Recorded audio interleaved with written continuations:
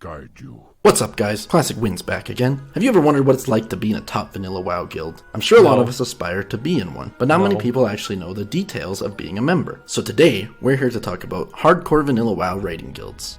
How are raiding guilds different in vanilla compared to how they will be in classic? I'd say that casual guilds will feel basically the same. Even progression guilds will feel very similar, but the very top guilds will be very different. That's because of the amount of min-maxing that's been discovered over the years, improvements in strategies, the experience players have gained, and the advances in technology over the years. Things like Discord, texting, applications on your phone, things. What does Uber Eats have to do? Oh, because your mom isn't there to bring you food anymore.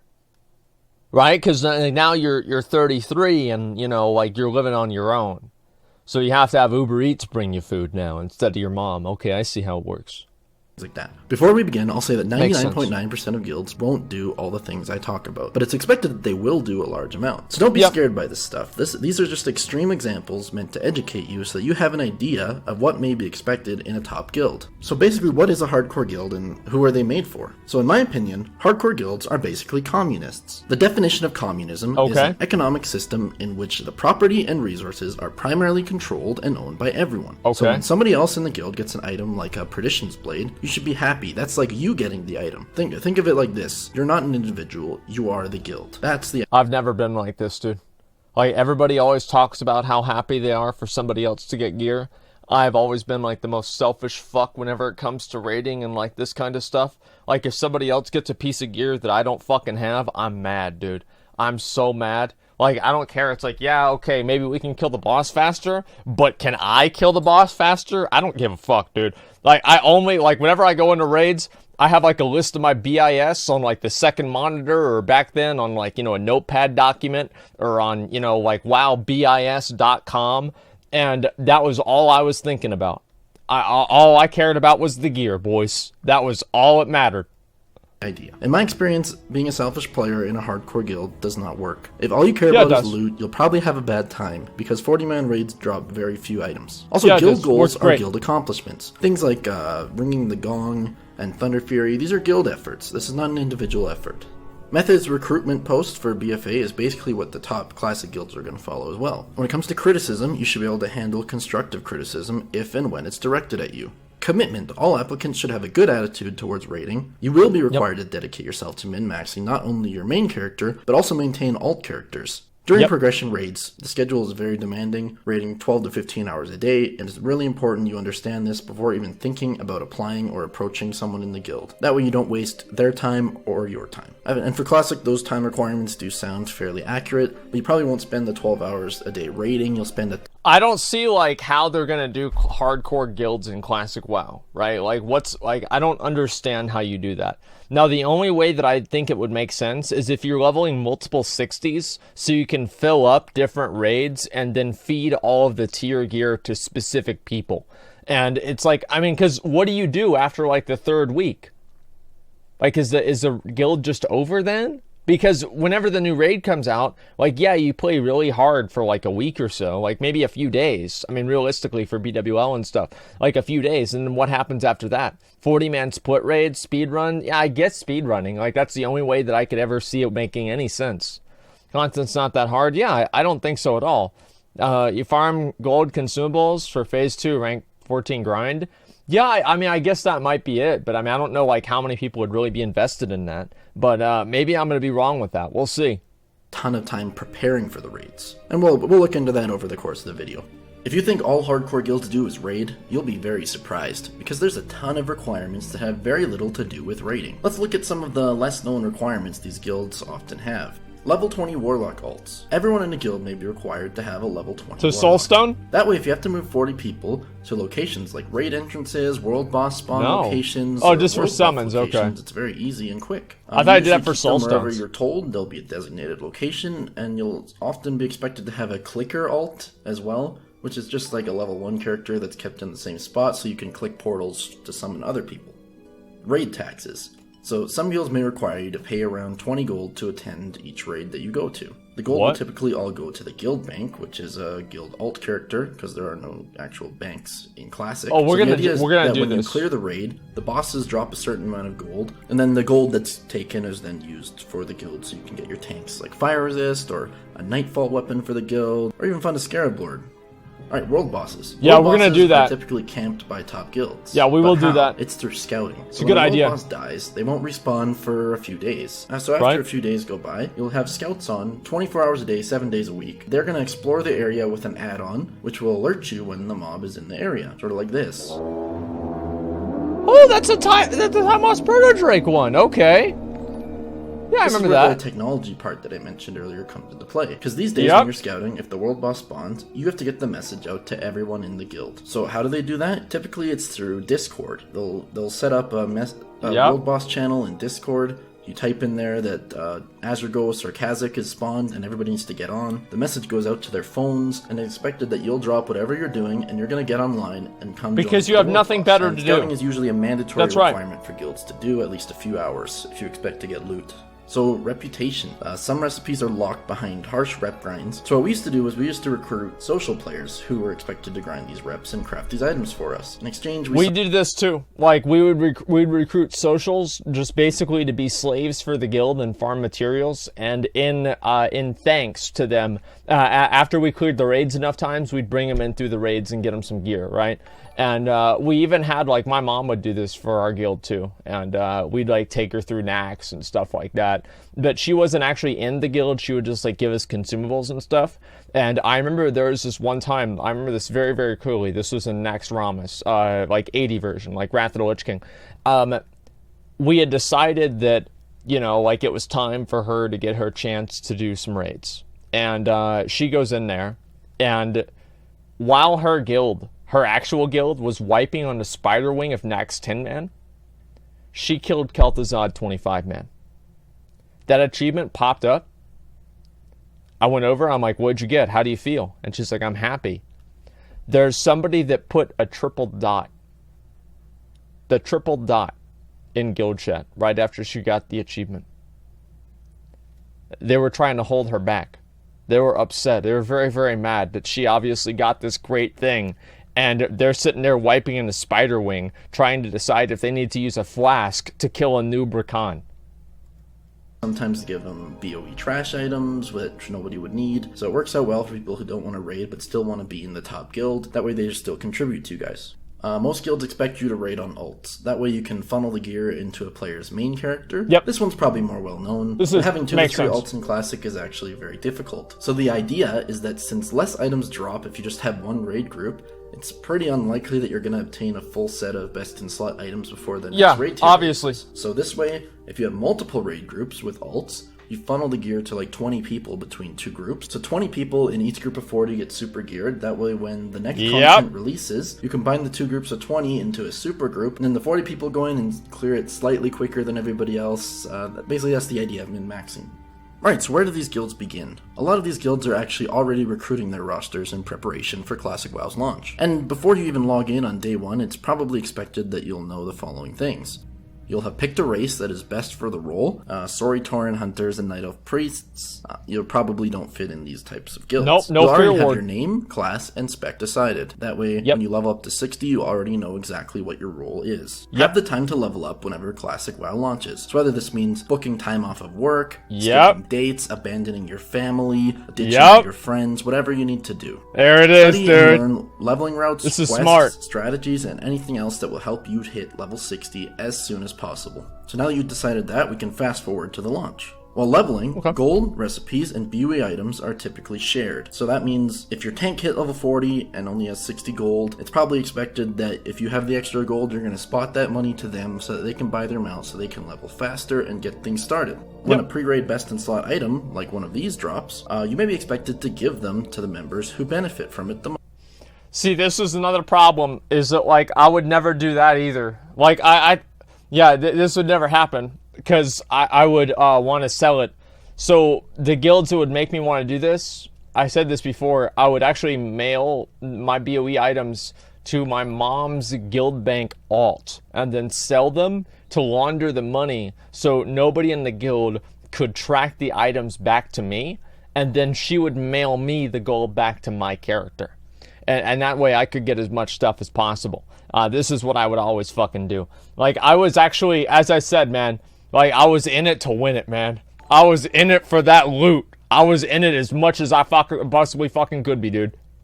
Most. Okay, it's not about personal gain, it's about the society's gain, communism. And then there's usually a very strict timeline that you're expected to follow to hit level 60. I've seen some guilds asking for 7 days. I think this is insane personally, but I think it should be 10 days is normal. And dedicated. I'd say 10 days. Level 60, you've done dungeons, you got your pre-raid best in slot, time to raid, right? No, still not yet. So you're gonna have to farm consumables. Platinum AV video. We'll watch this first. A Fury Warriors list of consumables before a raid night. You're probably not gonna use the entire list of consumables every night, but it's expected that you'll have them. And then you're gonna need to be on an hour or so early before raids typically to get your world buffs going. And what are some of the things the guild may control? Professions. Often engineering is a requirement, as it's a big DPS boost to have, because of things like bombs, chickens, or engineering-specific gear. Those sapper charges are fucking ridiculous. For the guild. That way they can make Arcanite bars for the guild's needs. I already mentioned it earlier, but your spec, sometimes one person is assigned to be a spec that will boost other players' DPS, like the Frost Mage buff. I wish they had that more now. I love that. Hearthstone locations may be demanded to be set at locations such as when doing Nax Ramis, Light's Hope Chapel, for AQ, Cenarian Hold, and for Molten Core's Horde, maybe Kargath. Alright, and lastly, meme specs. Typically a guild will not allow you to bring a meme spec. However, since there are alt runs, he's gonna show a Ret Paladin. Watch. So if your dream thread to hardcore raid is a Ret, Elemental Shaman... Oh man, that's too bad, isn't it? No Ret Paladin. Sorry, McConnell. Listen, here's why. I mean, like, warriors are just better. I mean, they're better at everything, and that's all there is to it. I mean, I'm sorry that if you want to join a hardcore guild, you've got to play a hardcore spec, and that means that you're re-rolling the holy. That's life. You have a very steep hill to climb, my friends. Yep. Alright, let's now look at what a typical schedule might look like. Generally, you'll spend most of your time farming. Did you say I can't play Ret in your guild? You're going to be able to play Ret in my guild, okay? I'm talking about a hardcore guild. You think I'm actually not going to let you play Ret? That's what I thought. So suck my dick, chat.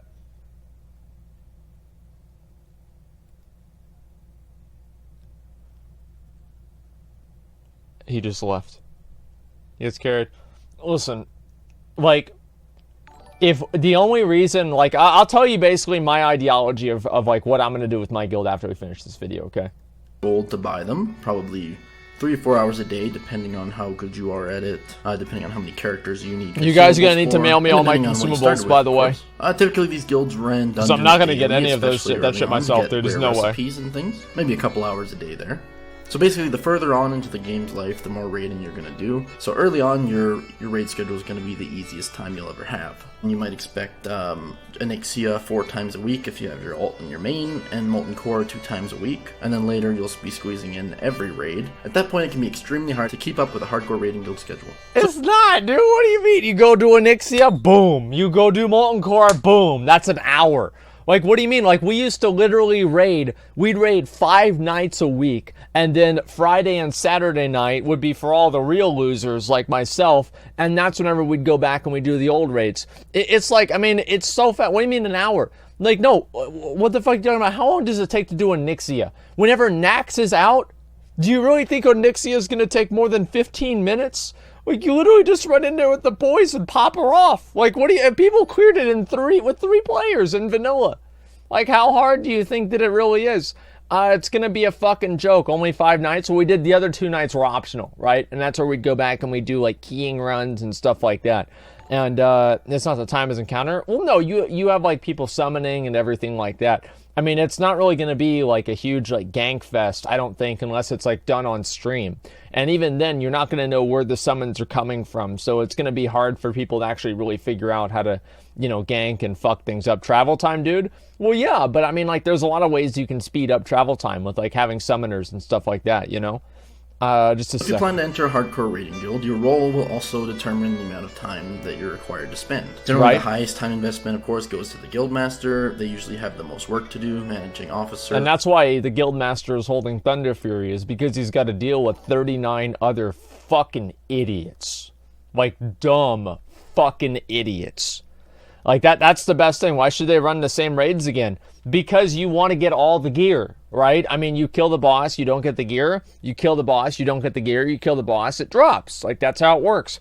After you do it all those times, then you come back every once in a while just to show off how good you are.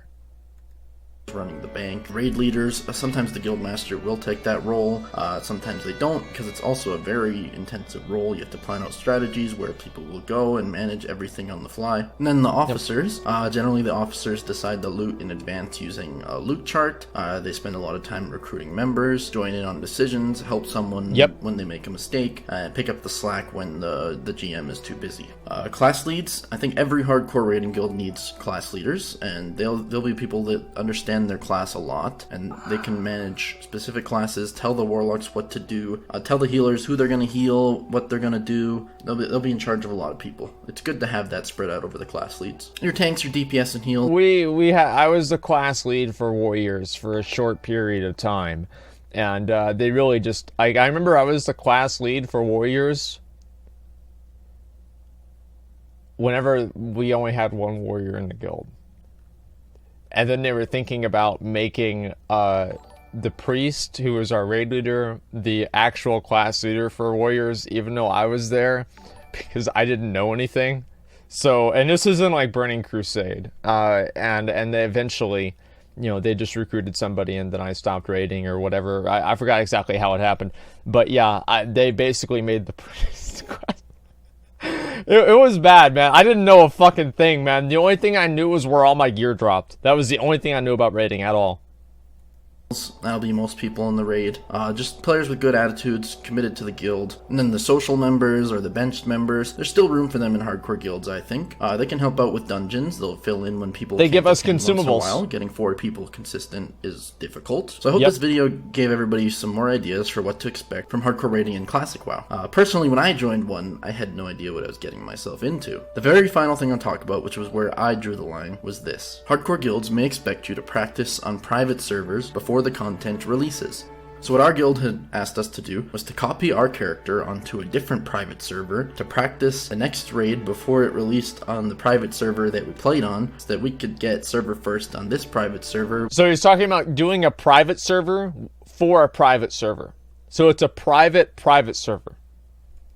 With practicing on the next private server. That was something that, in Classic, I genuinely hope that no hardcore guilds do this. It was the only thing I've talked about in the entire video that I couldn't agree with doing.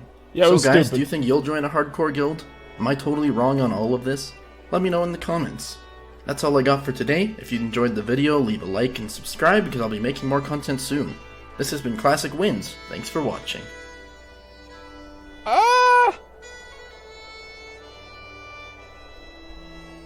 I mean, like, yeah, I think that's partially true, right? I mean, like, let's be real. Companies of leaders doesn't mean they're communist. Yeah, I don't know about them being communist. I think that obviously, you know, it's kind of a clickbait title or whatever. I mean, that's fine. Everybody does clickbait titles. But in a way, it is kind of communist, right? Because it's like everybody's working towards the same goal and, you know, vice versa. But to me personally, I mean, how are you going to run your guild? How am I going to run my guild?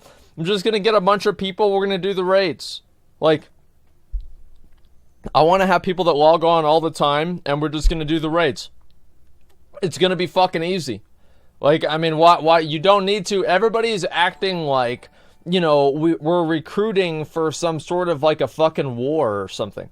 Like, let's just recruit a bunch of people, and we'll get people that log on and play all the time, and we'll just do the raids.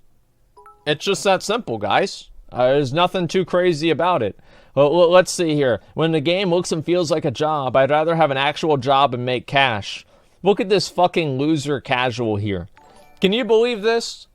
Like, the thing is, like, yeah, obviously it is kind of like a job. Because at least over here, in like what do you get for your job? You get like $18 or whatever. Like in WoW, you get Thunder Fury.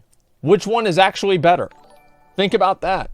How many days do you intend to wear the same shirt? Probably a while, dude. I would say kind of a while. Yeah, I mean, the game looks like a job. I know that like raiding guilds and like raiding on a schedule is not for everyone.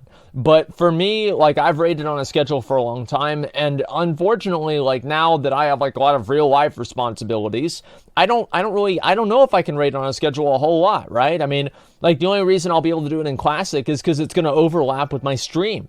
But other than that, I stopped raiding because I just didn't have enough time for it. I get that. But, I mean, that's the way that the game goes. That's life, okay? A hobby is just like anything else. Yeah, it's just a fucking hobby. Like, people, like, they take it way too seriously. And what did it cost? Everything. Communism is a perfect system for a video game in which you can conjure food from nothing. Okay, all right. Veiled political opinion, but I see that. People don't realize you can be casual in vanilla. That's right. You absolutely can be. Vanilla is very, very casual. And vanilla is the most casual-friendly game that Blizzard has really ever made. Much more than BFA or anything like that, I would say. Sounds like one of the requirements for these guilds is that you aren't actually allowed to enjoy the game.